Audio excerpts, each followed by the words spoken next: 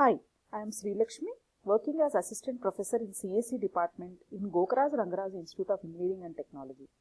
In this video, I am explaining about integrity constraints over relations in database management systems. So, first I will be explaining about what are all the types of constraints in the database management systems. There are two types of constraints: table constraints and column constraints. So what is a constraint? Constraint is nothing but some sort of condition we can apply on the data in the table. Here relation is nothing but table only. So coming to the table constraint, a constraint that is given at the table level is called as table constraint. So here the table constraint is kept on more than one column of the table. For a sample example, primary key constraint is used to define the composite primary key. So next one is column constraint.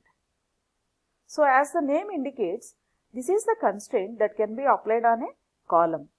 That is why it is called as column constraint. It defines a rule for a particular single column. It cannot refer to columns other than that particular column.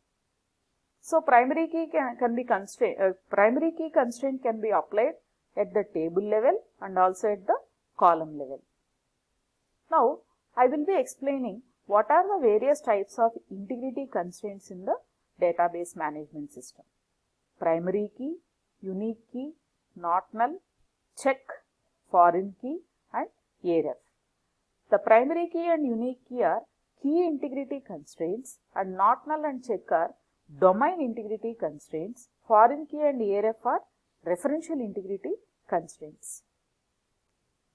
So coming to the primary key constraint, the purpose of the primary key is to ensure that the information in the column is unique and must be entered with some data. For example, in the student database, if we see, there will be student roll number, student name, address. Student number is always kept as the primary key because without roll number, a student table does not exist. That is the reason student roll number is kept as the primary key. So the condition for primary key is unique plus not null. That is, the primary key should have only single value and there should not be any null value. That is the concept we should understand. It is used to uniquely identify the rows in a table. Yes, exactly. Primary key helps us to uniquely identify each row. There can only be one primary key only in the table. We cannot have more than one primary key like roll number primary key, student name primary key. Like that we cannot have more than one primary key in the table, but there can be a composite primary key, that is both of them combinedly together we can label it as a primary key.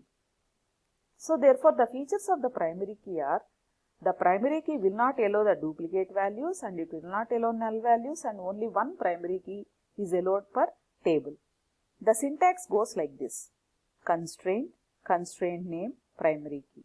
If we see the example, create table EMP, the first attribute is EMP number. This is the data type of EMP number. Constraint, the constraint name is PRM underscore EMP and then primary key. So here employee number is the primary key. The other attribute is employee name, which is of varchar2 data type. Next one, unique key. The purpose of unique key is to ensure that information in the column is unique. That is, it does not allow duplicate values. It allows null values, of course. In primary key, primary key does not allow null values, but unique key allows null values. That is the difference between the primary key and unique key. The syntax goes like this: at the table level, constraint name, unique of column name 1 and column name 2. Similarly, in the column level, constraint name, unique. So if we see the example here, create table department, department number, one attribute, location, the second attribute. Then what is the constraint I am applying? Both department number and LOC must be unique. The constraint name is UN underscore department, unique of department number comma LOC. Next type of constraint is not null constraint. So, not null, as the name indicates, it should not be null. Any particular attribute should not be null. If you want to say, then we can apply this not null constraint. So, to satisfy a not null constraint, every row in the table must contain a value. Compulsorily, every row must contain a value. For example, create table, GRIET, student number I am giving. Student number should not be null. Like this I will specify. Constraint, student number and not null. Student name, again not null. Branch, not null. Like this I should specify. Check. So, what is the purpose of check is, before insertion or updation is done, the check will make to verify.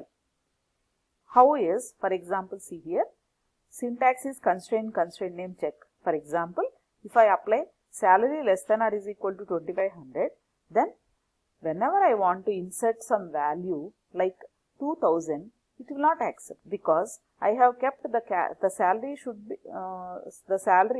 should be less than or is equal to 2500. So, if I give 3000, it will not take. That is the purpose of the check condition.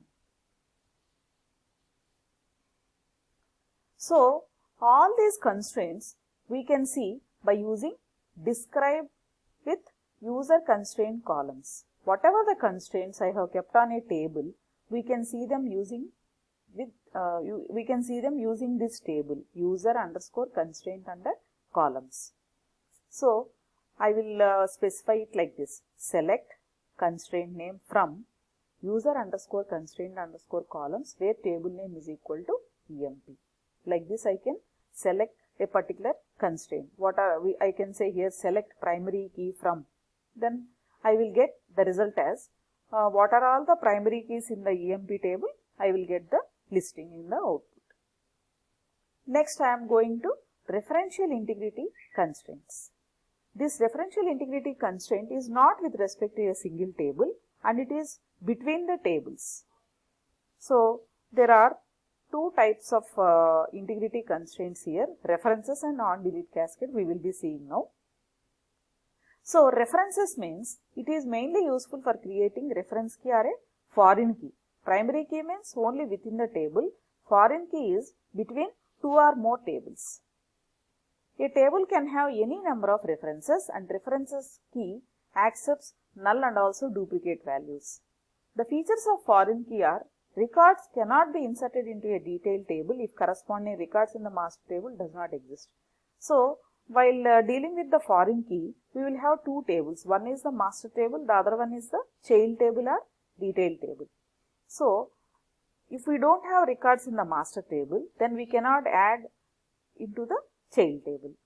And records of the master table cannot be deleted or updated if corresponding records in the detailed table exists.